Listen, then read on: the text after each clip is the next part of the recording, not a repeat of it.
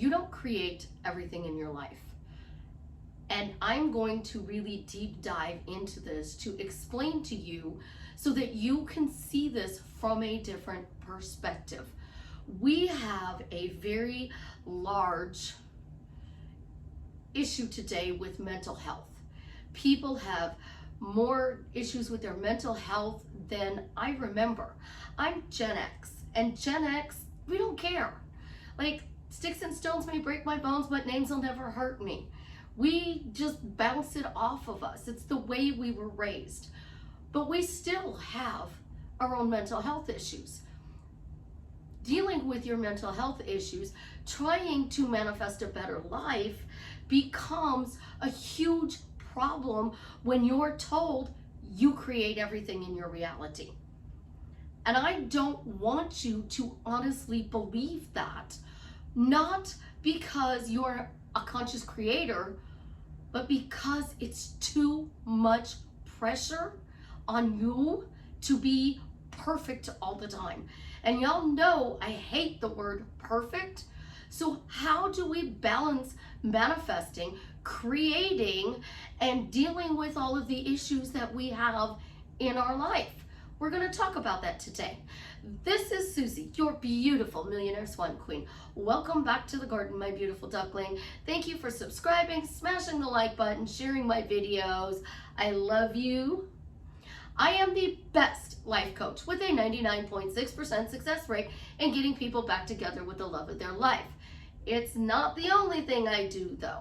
If you are interested in working with me one-on-one, joining my paid Facebook group, upscaling your money with Delivery Dawn, you can check out the links in the description below.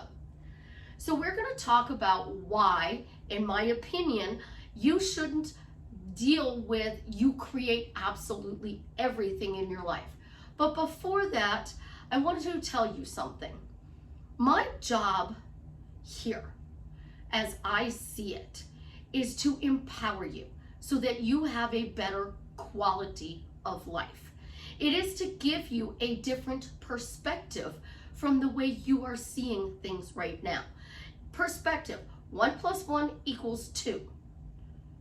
Well, I'm trying to throw a mix in there so that 1 + 1 = 2.0, so that you have the options to decide what you want to do. So if I make you 1% happier today, I achieved my goal of getting you to see something from a different perspective.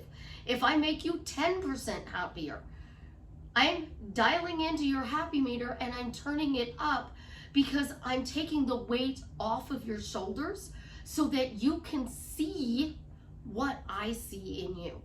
And I see that you are the most incredibly awesome human being on the planet, and that you are doing the best you can with the knowledge that you have.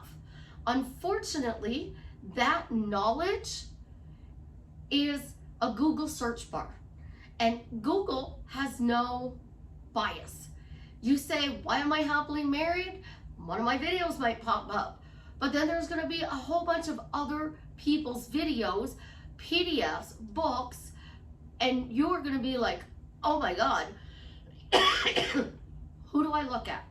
Which one do I believe? Which one do I focus on? What do I give my attention to? The specific person's community is so big in words. First, we had obsession. Now we have chosen. We had bipolar. Now we have narcissism. Because we're trying to understand, and when we search endlessly, we don't understand. We get more confused. So then we have all of this knowledge and we have no way of practically applying it. As a result, life doesn't change, it gets worse. And when it gets worse, we beat ourselves up because we create everything has become such a huge thing. I never told anybody in my entire life that they created this nightmare in their life. They created this breakup. I was given the most freeing piece of information in my life when somebody said, He's older than you. You didn't create him. He love bombed you, then he gaslit you, so you're trauma bonded. He did something, you reacted. He did something, you reacted. As a result, that trauma bonded you. Stop taking 100% responsibility for everything. Because if you are God of your reality and I am God of my reality, we can clash. According to Neville Goddard, you can reject. So manifesting bounces back and forth and makes you feel like you're hitting your head up against a brick wall, and then you're basking in the amazing success, and then you're back to hitting your head up against the wall. So if I can change your perspective and I can make your life easier, especially when it comes to your mental health, a therapist, a psychologist's job is to get you in a better place. As a life coach, we're supposed to empower you to be in a better place. But you're not going to be in a better place if I sit there and tell you, you caused that assault, you created that assault, you created being abused as a child, you created that narcissistic person you're dating, and you can undo it. I had a client come to me and said, I created this. And I said, no, I didn't. I have the domestic violence video where this woman was beaten by her person and she lost the baby, and her brother had to come, and I had to tell him that she believes she created him abusing her. Would you literally sit down and tell your child, you created this? No, you wouldn't. You would try to find a way to get them out, because domestic violence is no different than bullying. And bullies exist. 3D exists. And we're not trying to raise our vibration to 5D. We're trying to bring our imagination, our thinking, our feelings into our 3D life, because we still have to live here. So if you look at life differently, which is how I have such a great success rate with my clients, because I flip their switch. So creation is like this. You're a train. And I grew up in Chicago, and the end of my road dead end into the railroad tracks. And there wasn't just two sets of tracks there. So when we would go to the end of the road and cut through to go to the grocery store, because it was like 3 blocks that way, versus having to go all the way along the other way, which would be about a mile. So you saved a lot of walking space. When you would cross the tracks on the road, there were 2 sets of tracks. When you crossed the set of tracks at the end of my road, there were dozens and dozens of tracks. Like, there were so many tracks I couldn't even count them all. Why? Think of your brain as a railroad track depot. All right? You're this train, and you are running on this straight line, okay? And you are leaving Chicago, and you are going through Schiller Park, Franklin Park, and you're going into Bensonville. I grew up just outside of there. Schiller Park and Bensonville Schiller Park's bordered on 3 sides of Chicago. I was 2 miles from Wrigley Field. Not bad. So I'm on the train, and I'm leaving Chicago, and I have Schiller Park on this side, Franklin Park on this side, and I'm coming into Bensonville. In Bensonville, they have their hub. So what happens? There's all these different tracks, and you have switches. So I'm coming, right? We're gonna flip it around now, because I know that's Chicago, Schiller Park, Franklin Park, but we're gonna flip it around. So I'm choo-chooing along on the track. Now I hit the depot. I can go straight and get into Bensonville, which will then take me further into the suburbs if I keep going, all right? But they throw the switch. So I'm going into Bensonville, they throw the switch, my train goes this way. That's how your brain is. So now it went this way, they throw the switch again, and I'm going this way. So now I'm going to, oh, I don't know, Aurora. It's the only name that come up my head, which is way outside the city. But you're getting my point. So your track is like even a roadway. You're driving down Irving Park Road and you get to 294. Are you going to get on the express 294, or are you going to keep going straight and you're going to go to Mannheim Road? If you still go straight, then you're going to come to York Road. What your track is running is the way your life is. It is a base of patterns. So when you're on this straight track and you see the same thing every day, it stays that way. You're in a pattern, or worse, a rut. So I come in and I pick up your back tires and I move you over here and I straighten out your front tires so I get you out of that rut, all right? Sometimes we have to jack up the tire because it's stuck in the rut. And then we put a board underneath it so that we can get you to go a different way. So you're driving down the road. You're on Irving Park. So you hit York Road, you're still heading towards Mannheim, you've crossed underneath 294, you're coming up on 25th Street, you're going to River Road. And now you're at the Forest Preserves. You have all these choices as to where you want to go. That doesn't even include all the side streets you can turn off of. But when you turn, you make a different pattern in your brain. So you're creating your reality. So here's the thing. Where I lived at Scott and Irving, kitty corner across the street is a cemetery. In the cemetery, we drive by it all day long. Went home for a trip to the city, see some family and friends. And all of a sudden at the corner of the cemetery at Irving and 25th is a Starbucks. That wasn't there before. The 7-Eleven is still there. And then there's a gas station, and the old pub is now a Walgreens. So the scenery changed from when I left. And I'm driving through and I'm like, wow, this is different. And that's what manifesting is. It's trying to get you to see that things are different. Well, you saw something. Your specific person did. And it reminded you of the previous person you dated or were married to. You saw it. You focused on it. You gave it attention. And then he did it a second time. You gave it more attention. He did it a third time. Now you have a new pattern. You're watching him. So let's use cheating as an example. Your previous 3 partners cheated on you. 1, 2, and 3, they cheated on you. So your specific person right now is not cheating on you, but he tipped his phone. And you're like, oh my God, that's what my exes used to do when they were cheating on me. And then he is sitting here typing on his phone, and you walk into the room and he clicks his phone off. And he has a lock on it so you can't get into it.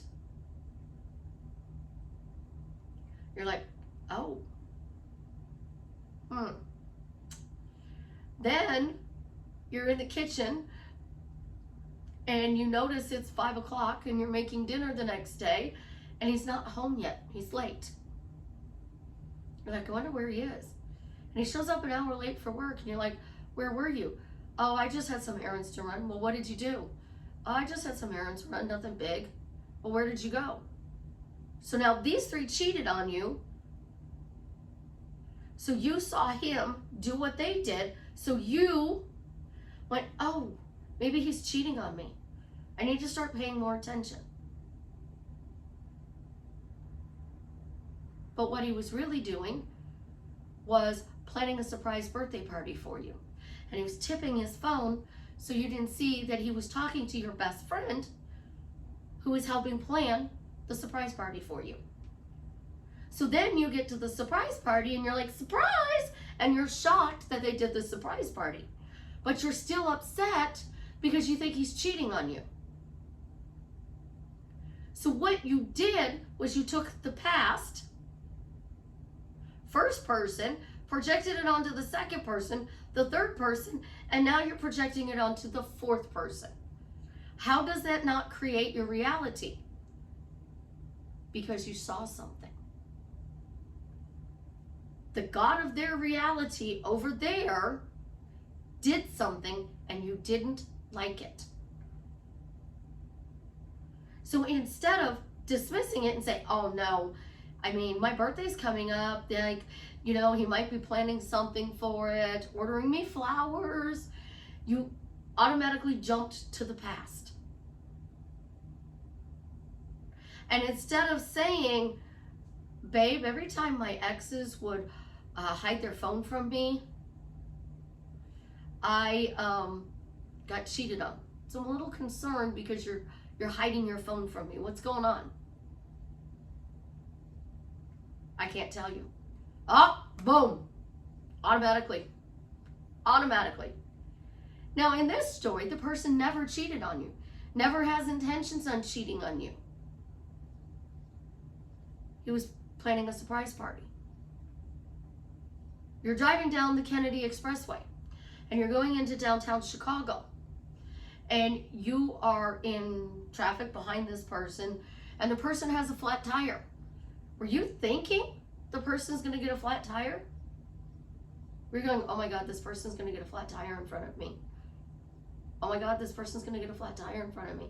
Oh my God, this person's going to get a flat tire in front of me. No, we're not thinking that. We're thinking we're running late for work. We're thinking that our boss is going to be in a good mood or a bad mood. We're going to have a good day or a bad day. We're thinking about what happened when we left with our specific person. Or we're listening to the radio. We're talking to somebody on the phone. All of a sudden, boom, flat tire happens. And the person starts going and pulls over and you're like, oh, thank gosh, I'm okay. Like, that was scary. And then you start talking about, oh my gosh, I hope I never get a flat tire. I hope I never get a flat tire. I hope I never get a flat tire. You gave it attention. You focused on it. You told everybody about it. And you continued. So you brought it into your reality. 3D affects us all, guys. It literally affects us all. And I can tell the quality of somebody's life, and so can my daughter. You go to your hairdresser.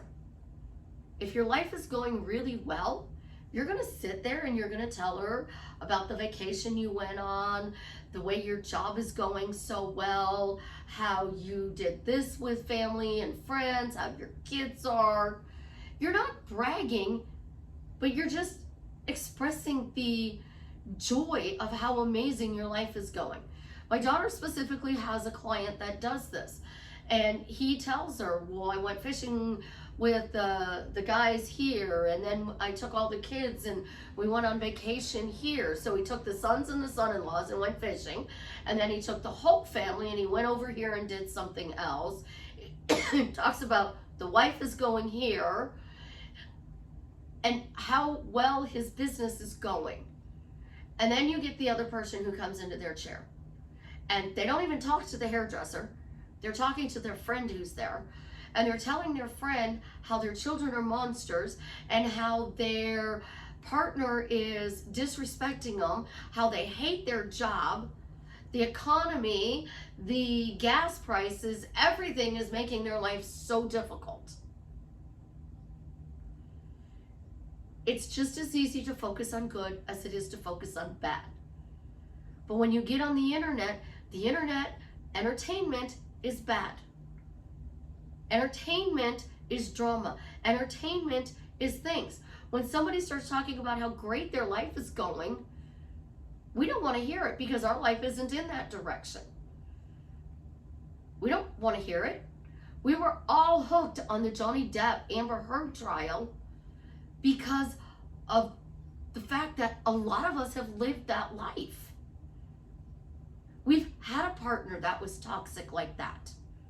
And we're trying to break the cycle.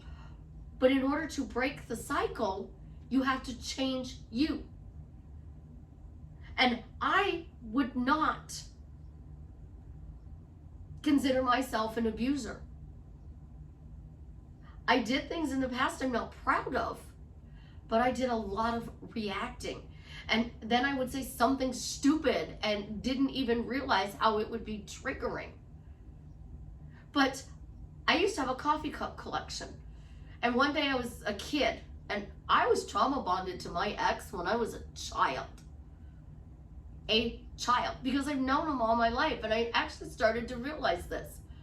He was always really nice to me, and then my grandfather, before he died, gave me this baby doll. And he was being a jerk, and he wouldn't let go. I had my doll, and he wouldn't let go of it, and he yanked my doll and broke her leg. This first toxic red flag. You're being a jerk and you won't. Then they would play baseball in the front yard. I could play. Oh no, today you can't play. No girls allowed. Okay. They were going to go to the movies. Do you want to go to the movies with us? Well, we would love for you to go to the movies. And then he would show up and go, it's boys only.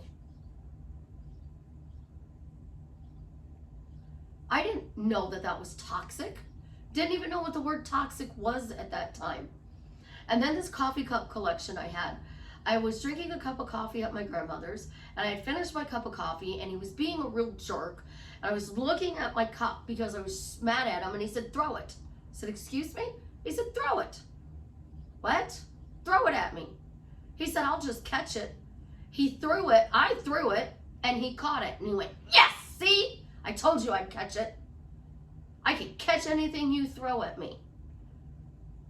I didn't know that was being toxic. Had no clue. I knew abuse because, horror story, my stepfather found out that my brother was playing with matches, and he decided to burn his hands over a gas stove to teach him not to play with matches. He burned his son's hand over a gas stove to teach him not to play with matches. That was abuse. Breaking a doll, saying, you can come, no you can't come, throw it at me, I'll catch it. That didn't look like abuse. I didn't say throw the coffee cup. He did. I didn't create him saying that. I didn't create this person doing that thing to my brother. I didn't create a serial killer. I didn't create childhood cancers. I didn't create childhood illnesses. I didn't create the war in Ukraine. And when you take responsibility 100% for your actions, yes, I gave in and I threw the coffee cup. Now I think, wow, I should have never started that. And he justified it. Why do you throw coffee cups? Because you're a hot-headed Italian. That's literally what he would tell me. You're a hot-headed Italian. So I'm giving you some real personal stories here that I didn't create. I would have never, ever, I would have rather died than had to listen to that when he burnt my brother's hands. I would have rather died for him. Not. Because to this day, I can still hear the screams. But back then, that wasn't considered abuse. That was just normal life. What Amber did, that was normal. That's what I grew up with. That's how our household was. So when I got over here to this toxic person that turned out to be a narcissist, he was treating me like a princess and then arguing with me. And then treating me like a princess and then arguing with me. That trauma bonded you. Today is Father's Day. And he's like, are you coming over for dinner?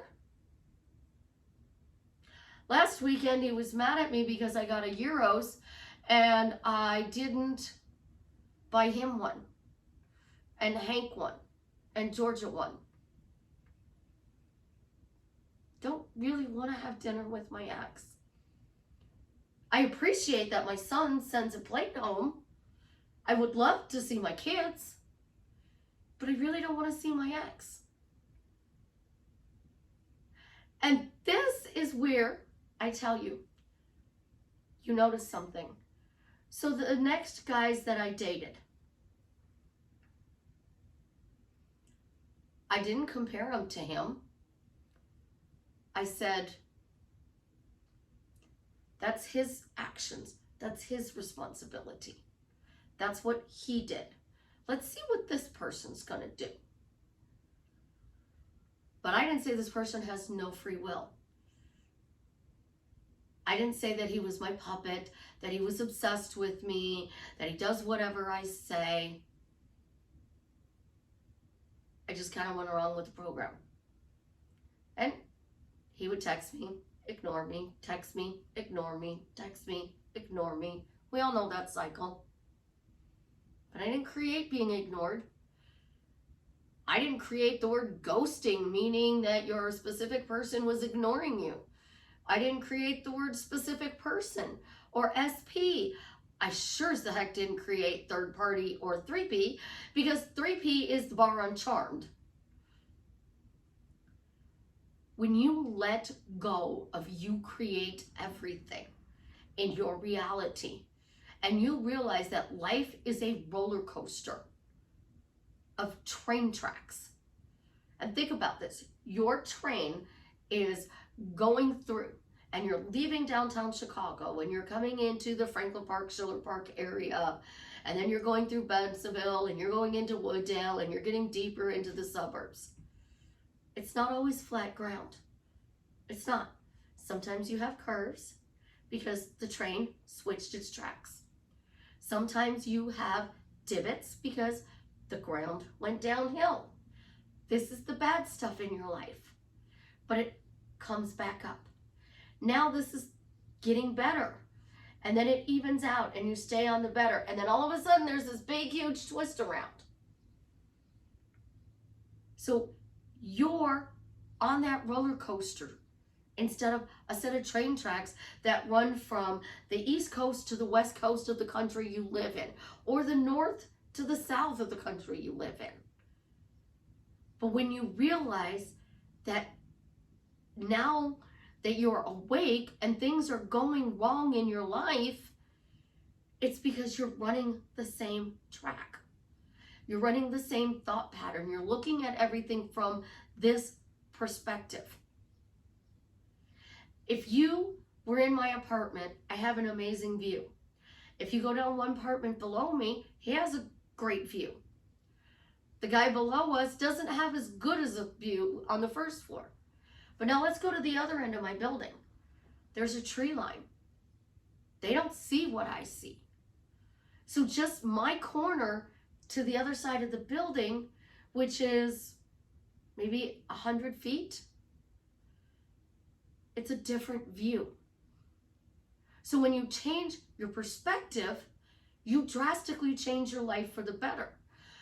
When you focus on all the things you need to change, it doesn't change.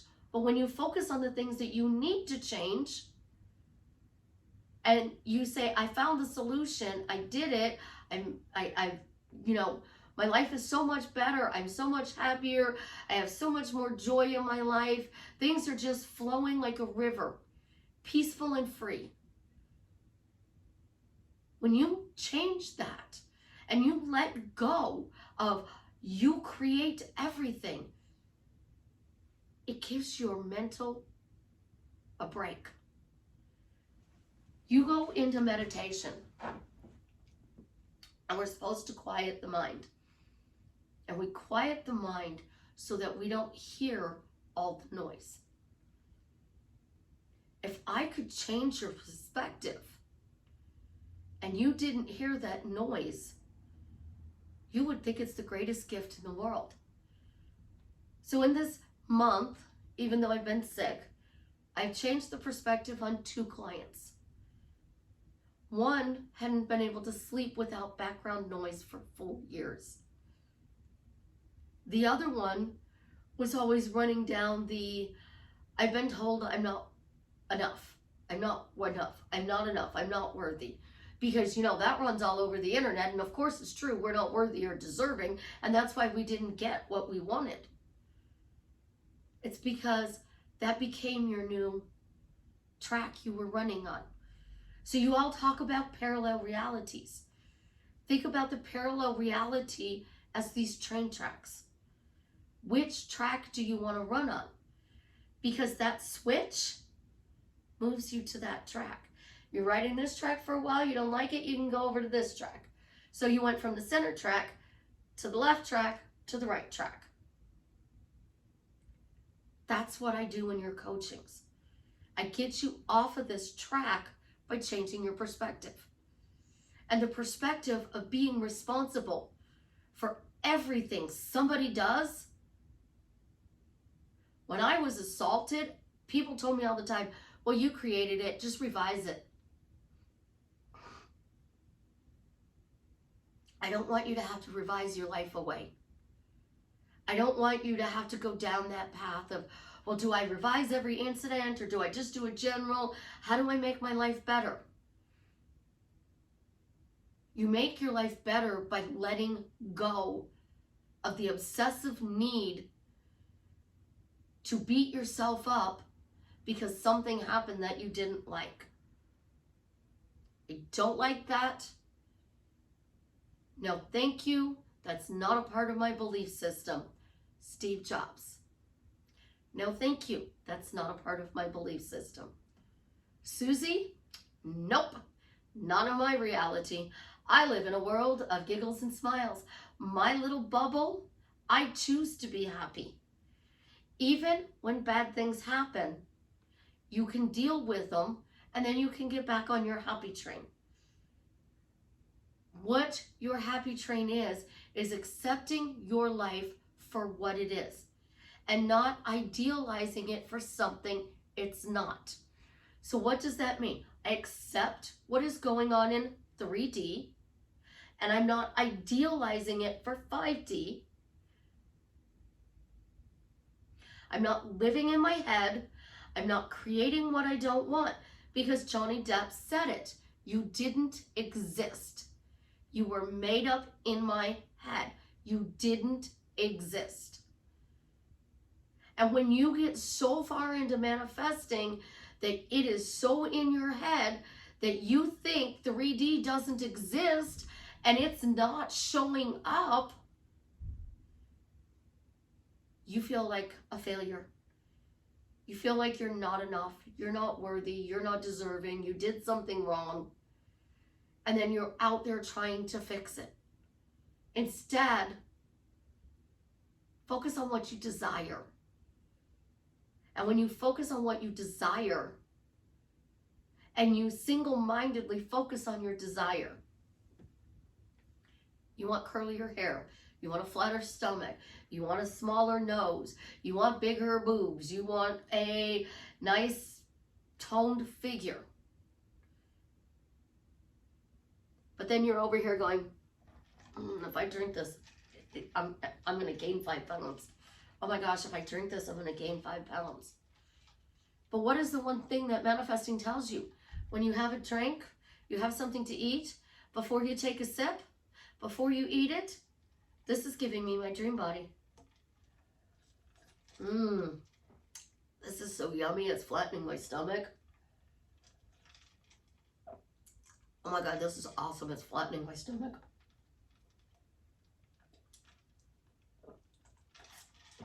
Thank you, Diet Dr. Pepper, for flattening my stomach. You're the bomb. That's not very hard to do. You're worried about changing that person, and you've been told you created that person. I don't worry about changing that person. I don't worry about changing my ex. I don't worry about my children accepting or not accepting what I'm doing at this moment in time. Because 5 years from now, this moment doesn't matter. 10 years from now, it's just a memory. And all of this stuff is so freeing when you let go and start saying, I choose to enjoy my life. I choose to focus on the good. I choose to see the good in people. And then once in a while, you're going to run across a person that's not good. And then you're going to go, and now I know why I focus on good, because, oh my gosh, thank you for reminding me how wonderful my family and friends are. Thank you for reminding me how supported and loved I am.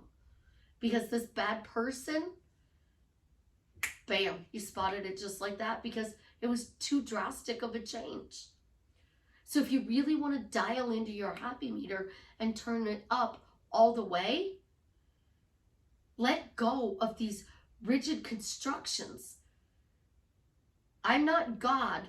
God is within me. The kingdom of heaven is within me. And in order to open the door and allow the kingdom of heaven into my 3D reality, I let go of control. If you're God and you create everything, you're stuck in the how.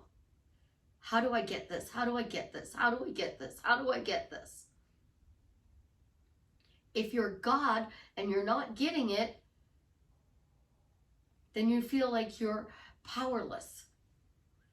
And I want you to be empowered. I want you to live the best life you possibly can.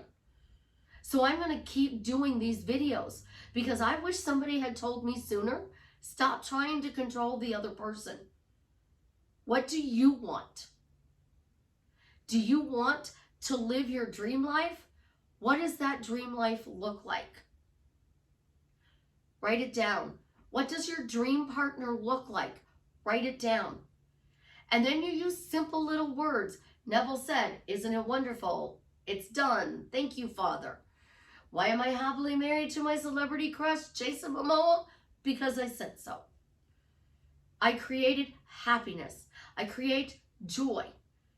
And when you are letting go of everything and just focusing single-mindedly on what you want, you let go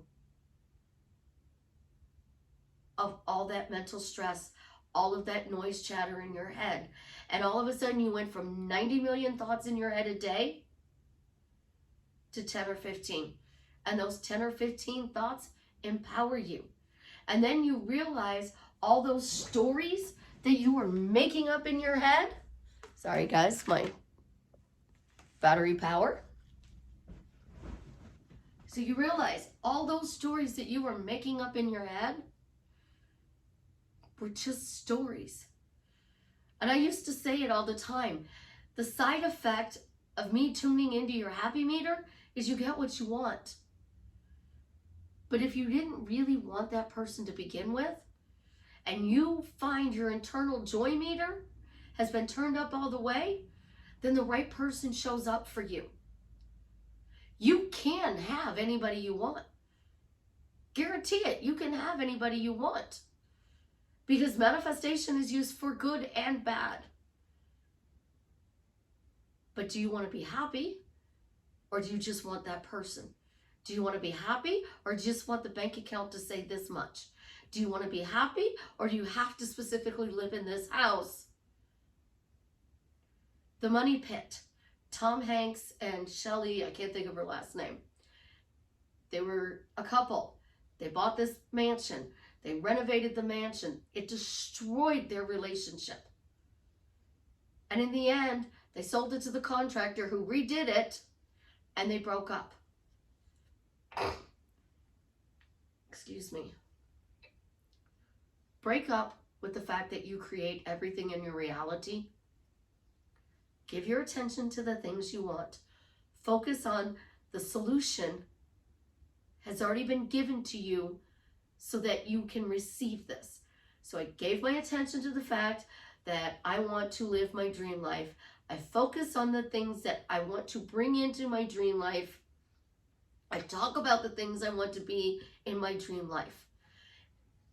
I let go of a lot of my past abuse. And it was shocking that my PTSD was more for the assault and my childhood than it was for my ex. It's really shocking that it's complex PTSD plus PTSD. I don't focus on those. I still have triggers. I have tools to deal with those triggers. I have people I can call if they get out of control. But your choice is first to be happy, second to be able to bring those things into 3D. You bring 5D into 3D.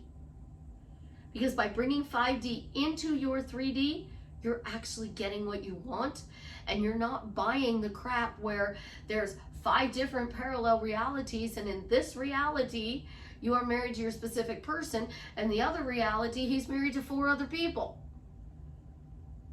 I want a reality, there's 5 different realities, I'm married to him in all 5 realities. Because that's bringing it into this reality where I am sitting on my couch in my living room talking to you. Look at things differently when you're stuck. Change your perspective. Change what you do in the morning. Change what you do after work. Because when you change your pattern, you're rewiring your neural pathways to a different way of thinking. You're stuck in a rut. You don't create everything. As the most empowering thing somebody ever told me in my life. Take responsibility for your part in that situation.